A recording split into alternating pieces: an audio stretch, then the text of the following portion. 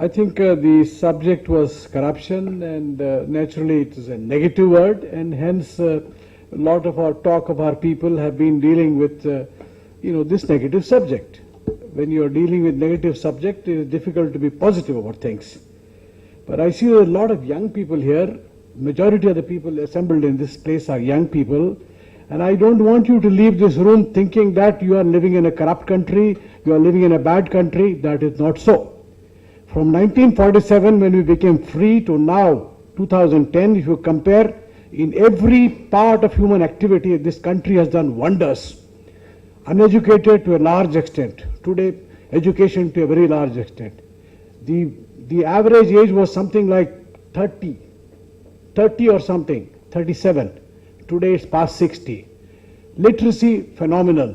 We have spread all over the world. So therefore, wonders have happened in this country from 1947 to today. This has happened because we are free. The greatest gift that Mahatma Gandhi gave to us is freedom. Before that, we were a bunch of slaves. And a slave cannot talk, slave cannot think, slave cannot do anything. And why we were slaves is a different subject. So we became free. And he gave us the great gift of freedom.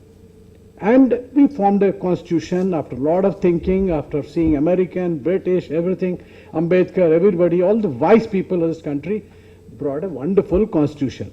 I don't think we have any quarrel with that either. The possibility is that, okay, the manner in which we have implemented that constitution is obviously flawed and could improve, definitely. I agree with that.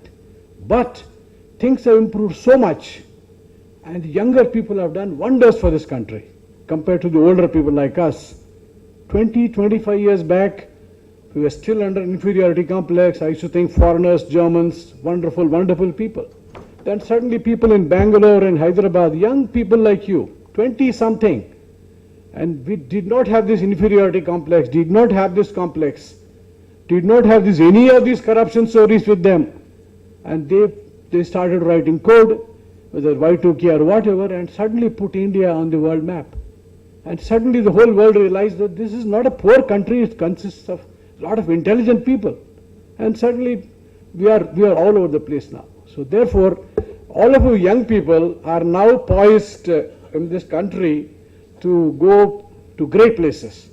Fortunately, you are working for a lot of private companies. You don't have much interaction with the government, limited. And I don't think you have come face to face with corruption of any nature, excepting small nature. So therefore, all of you, please go positively that you are citizens of this great country. You are going to become an even greater country. There is, as Mr. Prabhakar said, we are growing and a very healthy body. We also have disease, and disease is corruption, little more than somewhere else. Okay, how to remove that? Definitely you should address that. But don't go back with the feeling that that you are living in a very difficult country. It is not so. We are living in a great country. A lot of wonderful things are happening, and this problem also, thanks to all the eminent speakers there, is going to be solved. I am not naive enough to say that corruption will go away from this country. Corruption will not go away. Corruption is like being good, being right, being bad. It's human nature. To be honest or to corrupt. To be right or to be wrong. To be good or to be bad. This is the dharma or adharma. This has been there from beginning of century as man was born, and will continue to be there forever. If you see Mahabharata and 1,000 years back, and you find that many things are similar to what we are saying. And I suddenly wondered, this is thousands of years back, the way they are talking, the way they are behaving, it looks similar to what we are talking and behaving. So therefore, this is fundamental. So it's not going to change.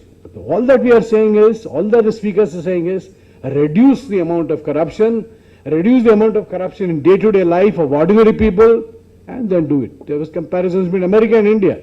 In America, there is no corruption at the lower level. You can go and get a driving license, you can go and get something without paying any money. Whereas here, an ordinary man comes to face with corruption. If you can remove the corruption of the ordinary man, then we are no different from America. America, there is corruption at high places, there is corruption at high places here, and believe me, corruption at high places will remain forever, as long as human beings exist. Because that's part of life.